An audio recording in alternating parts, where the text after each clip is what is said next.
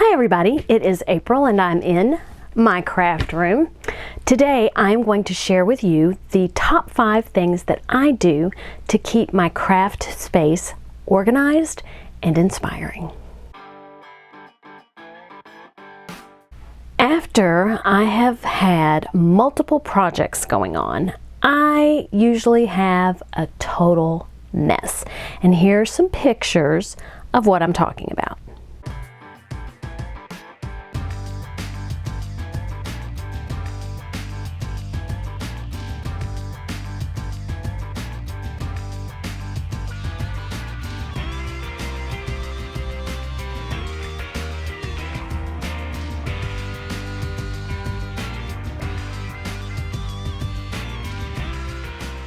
Here is the first thing that I do in order to get organized.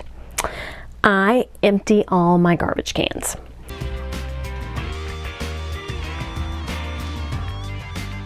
That gives me a new place to put fresh garbage. If all of your garbage cans are overflowing, there is no place to put new garbage when you clean off your space, which is the second thing that I consider very important. That is clearing off any tabletop space that you have available.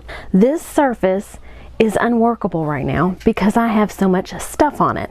So what I need to do is clean it up and get this surface clear so that I can do some crafting.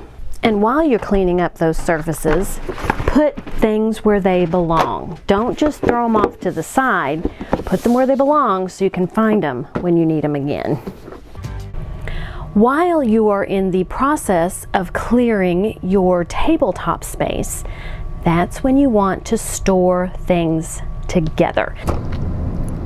So here, I store my inks. And that way, I know if I need ink or paint, this is the drawer I go to. If I'm looking for regular vinyl, this is the drawer I go to. I keep my transfer tape in here, as well as all my different colors of vinyl. So if you store all of your like things together, then you aren't finding yourself thinking, I wonder where that is. Another thing I like to do when I store my things together is I like to label them. Now, you can get a letter label and write on it. It doesn't have to be some fancy schmancy label maker. You just want to put a label on there so at a glance you know what's in that box. As far as boxes, you also don't have to have fancy plastic storage containers or material bins. You can just have a box. We all have boxes that we receive things in, especially now when we're getting a lot of things online and having it shipped to our homes. Cut the flaps off the box, put some pretty paper on the outside of the box, and throw like things together in it. I get mugs for Christmas and for my birthday. What do? I put like things together. So here I have brushes for my watercolor. Here I have brushes for my inking. Here I have things to sew. I've got my binder clips. Unfortunately, I do need a seam ripper. And the little thing that you use under the foot when your thing is uneven. Is that helpful? I have one with scissors and a lint brush. Just all kinds of different things you can use, mugs or painted pots. So I went to a class and I painted clay pots. I'm not a big gardener, so scissors. There's always a use for those mugs and clay pots. While you're cleaning up, if you have something out that you need to finish one of your UFOs, take the time to cut it to its size or get it in a position where you can store it with the rest of your project and then put it away. Now I have what I need for my placemat project. I can store it with my placemats, and I will be ready to go on that project.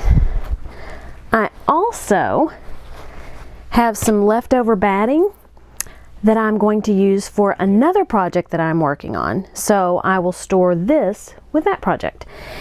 And I'm cleaning up, so I'm doing double duty. I'm cleaning up this area, but I'm also organizing what I'm going to be working on.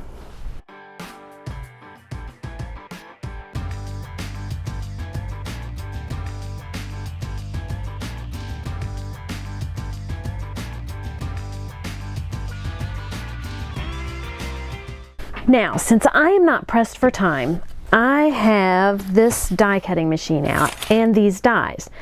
If I were pressed for time, I'd put them up and use them at a later time, but I'm not pressed for time. I've got all the supplies out that I need to cut out what I want for this project. So I'm going to go ahead and do that, cut them out, and then put them in my stack of UFOs so that I can get to them at a later time. So the fourth thing is putting all of your unfinished projects together. So I can't work on everything at once, as much as I would like to and as much as sometimes I feel like I can. So what I want to do is all of these projects that are half done all over my room, my Christmas tree, if they are small enough, I'm going to put them in a baggie. So I've got these Valentines that I've been working on. One of them is almost done. I've cut out the others so that I can clear off my space. This is all going to go in a baggie, and it is going to go in with my UFOs so that I can pick them up and work on them when I have the time. So here is my big plastic bin. I have put the label on there, UFO, unfinished objects, and this is where I store all that stuff that I was working to get cleared off my table. I'm working on a puppy. I'm working on Valentine's ornaments. I have a quilt pattern and I've already picked out the fabric for it. I've got placemats for Valentine's. All of the things that I am in the process of working on but haven't completed, they went in this box. Why didn't I leave them out? Because my space was so cluttered that I couldn't even begin to think about what to work on next.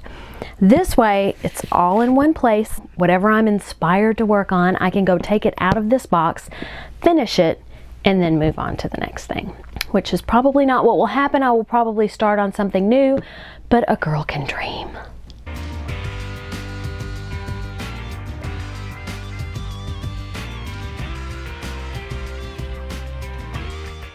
Now that I've cleared off my spaces, I'm going to take you and show you what it is I cleared off. I also inspired my granddaughter to clean up her area. You may not be able to tell it, but she really did work hard on it. Here is my craft table and cutting table and multiple function table. This is the main place that I work in my craft room. So it's really pretty important that this space be as open as possible in order for me to easily complete projects. This is my side desk. I use my cutting machines on this desk.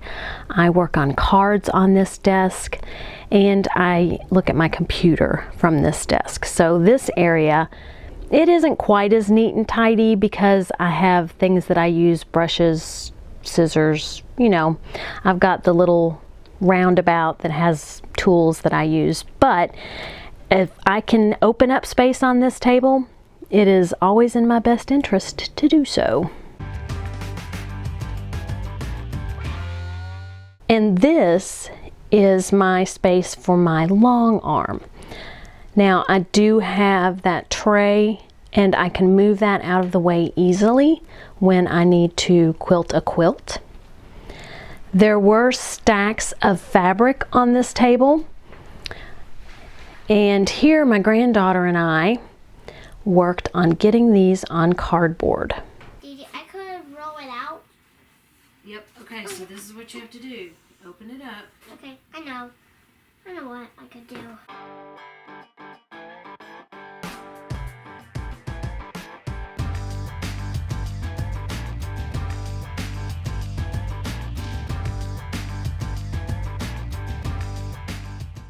I have a few more stacks of fabric that I need to fold. My sewing machine table is clear, and here is another view of the area. I did a little rearranging and I think I really like it, and my fabric wall always inspires me with all the pretty colors.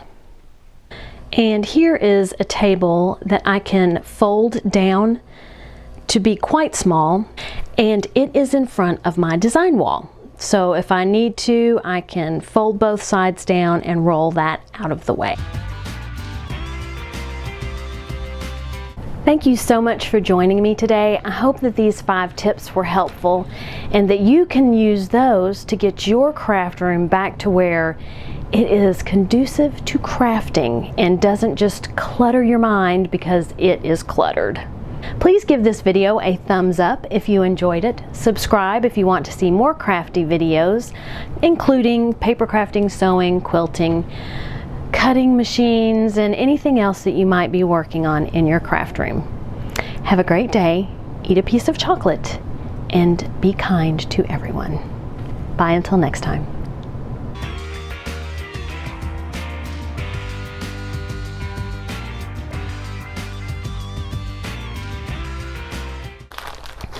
Ooh, watch out for that needle, it's sharp.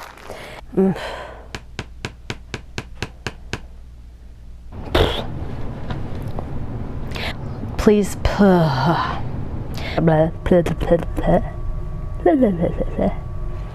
that doesn't, that was way better in my head.